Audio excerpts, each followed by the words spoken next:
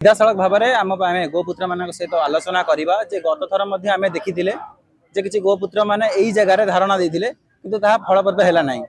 Law minister आश्वासना देते जे से ये गो सुरक्षा आईन परवर्ती जो विधानसभा बस से विधानसभा से प्रेरित करेंगे एपर्यंत प्रतिश्रुति दे प्रतिश्रुति को पालन कर सरकार। चलते सीधासख भाव आलोचना करिए। पूर्व थर आम देखी लॉ मिनिस्टर आपको आश्वासना देते किंतु एबे से भूली जाइछन्ति।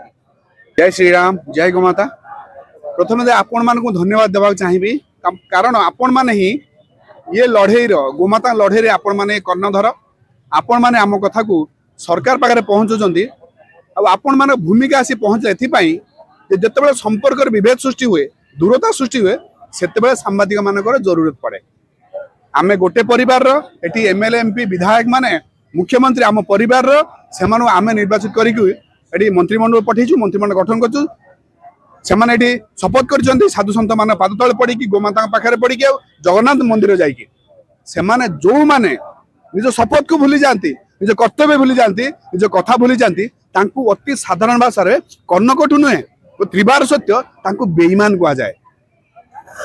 जो भाईटी बेईमान हो जाऊँगी बापाटी बेईमान हो जाऊँगी माँ को हत्यार से साथ दौरान सहित आम कि संपर्क आज्ञा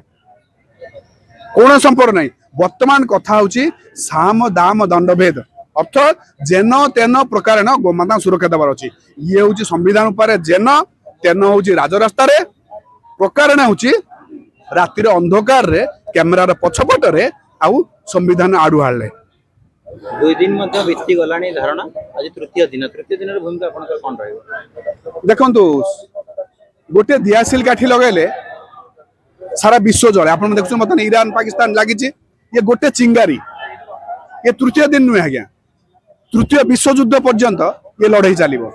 विश्वर शेष पर्यंत लड़ाई चलो जो विश्वर रक्षा करने गोमाता कथा बुझा जाऊनी विश्वर शेष पर्यंत ये सरकार चाहते खाली ये सरकार नुह सारा विश्वर सारा अंचल किंतु जो नियम माध्यम जो ऑर्डिनेंस माध्यम जो बिल माध्यम प्रेरित होगी गुजरात सरकार मॉडल तैयारी कर गोमाता जो दुईटी विधायक से धन्यवाद देवा चाहिए आपण सौभिक विशाल आमर नीलगिरी विधायक बिल को आधार करके कथा को आधार करके लेखा को आधार करके आपण आसाम सरकार हूँ मध्य प्रदेश सरकार हूँ गुजरात सरकार हूँ से माने कौन आदर्श भावुंट ग्रहण कर कथा को लेखा को किंतु ओडिशा सरकार यही बिल लेखा दिहला एम कानू गलानी क्या कानू गलानी जो माने कि गोमाता पुत्र कहते लाज लगे दरकार जो आप गोमाता कथा कहते घरे गोटे ग्लास क्षीर आप छुआ को सही विधायक एमपी एमएलए मैंने दौरान से क्षीर ग्लास नुह विष पीला भाई लगे दरकार मु तो कहूँ क्षीर ग्लास आप पीयंतुनि आउ कहीं विष पीयंतु ना आमको दे दिंतु उभय पक्ष जड़े चलीगले गोमाता सुरक्षा हो से चलीजे आम साम दान दंड भेद गोमाता रक्षा करदेबू ना आम चलीजु आमको ये पृथ्वी ध्वंस हबार ये भारत भूमि रे जगन्नाथ पाद तले रक्त पड़ा छिटा पड़ार आम देखा आम पड़ोनी ये जो कष्ट आम हो वेदना हो अंतर हो आज्ञा ये खाली आम पिला छुआ छाड़ी पड़ेनु आप सारा लोअर पीएम देखो सारा भारत देखो जो भी अनशन हो केवल स्वार्थ स्वार्थ स्वार्थ आ जो मैंने स्वार्थ लड़ुंट से मानक आम भाई बोली भावुचु ये समस्त लड़े आम ये लड़ुचु समस्त प्रतिनिधि हिसाब लड़ुचु ये 150 नुहति आज्ञा ये 150 लोक नुहति कि 200 लोक नुहे सारा भारत सारा ओडिशा भाई मान तरफ आम ये लड़ुचु आज्ञा निस्वार्थ भाव में। सरकार सोशल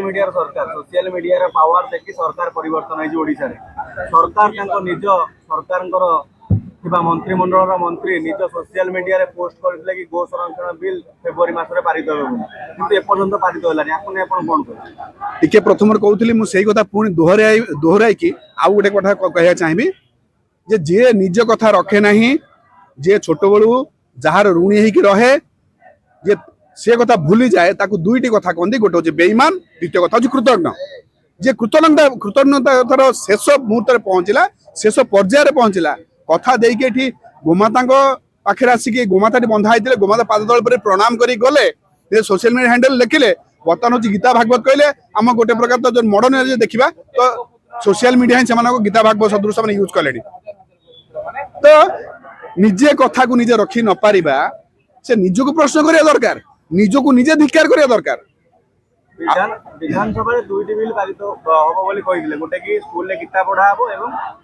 ଗୋମାତା ସଂରକ୍ଷଣ ବିଲ୍ ପାଇଁ କହିଥିଲେ କିନ୍ତୁ ଏପର୍ଯ୍ୟନ୍ତ କୌଣସି କାର୍ଯ୍ୟକ୍ରମ ହେଲାନି। ବୋଧେ ମତେ ଲାଗୁଛି ଏଟା ହଉଛି ଏଇ ଯୋଉ କଥାଟା ଆପଣ ମାନେ କହିଲେ ମତେ ଲାଗୁଛି ତୁଷ୍ଟିକରଣ ରାଜନୀତି ବିଗତ ଦିନେ କରିଥିବା ସରକାର ବିପର୍ଯ୍ୟସ୍ତ ହେଇଥିବା ସରକାର କଂଗ୍ରେସ ଆଉ ବିଜେଡି ଭଳି ଏମାନେ ସେଇ ପଥରେ ଚାଲିଛନ୍ତି। ଏମାନେ କେବଳ ବ୍ରାଣ୍ଡ ତ ହେଇଗଲା ବିଜେପି କିନ୍ତୁ ଏମାନଙ୍କ ଭିତରେ ଦଳ ଡିଆଁ ଯୋଉ ନେତାମାନେ ଆସିଛନ୍ତି ମତେ ଲାଗୁଛି ସମସ୍ତଙ୍କୁ ସେ ନେତାମାନଙ୍କୁ ଆଉ ସେ ନେତାମାନଙ୍କ ସଂଖ୍ୟାଲଘୁ ସମ୍ପ୍ରଦାୟ ଭୋଟର ମାନଙ୍କୁ ସନ୍ତୁଷ୍ଟ କରିବା ପାଇଁ ବୋଧେ ଏ ବାଟ ଗୀତା ପଢିଲେ ଲୋକ ସିଧା ବୁଝିଯିବେ ଆସମାନି କିତାବର ପାୱାର ଆଉ ଏ ସନାତନ ଗୋମାତାର କଥା ଆଉ ୟାର ଭାରତର ସଂସ୍କୃତି ଗୋମାତାଙ୍କର କଥା ବୋଧେ ସମାଜ ଜାଣିଯିବ ଜାଗୃତ ହେଇଯିବେ ବୋଧେ ତାଙ୍କର ଭୋଟ ବାକ୍ସ ବନ୍ଦ ହେଇଯିବ ସେଥିପାଇଁ ବୋଧେ ନା ଗୀତା ପଢଉଛନ୍ତି ନା ଗୋମାତାଙ୍କୁ ସୁରକ୍ଷା ଦଉ କାରଣ ଗୋମାତା ସୁରକ୍ଷା ଦେଇଦେଲେ ଯୋଉ ସଂଖ୍ୟାଲଘୁ ସମ୍ପ୍ରଦାୟ ରହିଲେ ଶାନ୍ତିପ୍ରିୟ ସେମାନେ ଗୋମାତା ହତ୍ୟା କରିବେନି ମାଂସ ପାଇବେନି ଖାଦ୍ୟ ହାର ହବନି ସେମାନଙ୍କର ତ ସେଥିପାଇଁ ସରକାର ବୋଧେ ଭୟ କରୁଛି କାହିଁକି ନା ମୁଁ ଆପଣମାନେ ପ୍ରଶ୍ନ କରିବାକୁ ଚାହିଁବି ଯଦି ଏଟା ନୁହେଁ ତ କୋଉଟା ଠିକ ଯେ ତାଙ୍କୁ ମନା କରୁଛି କିଏ ତାଙ୍କ ବିରୋଧୀ ଦଳ ମନା କରୁଛନ୍ତି ନା ସଂଘ ପରିବାର ମନା କରୁଛି ନା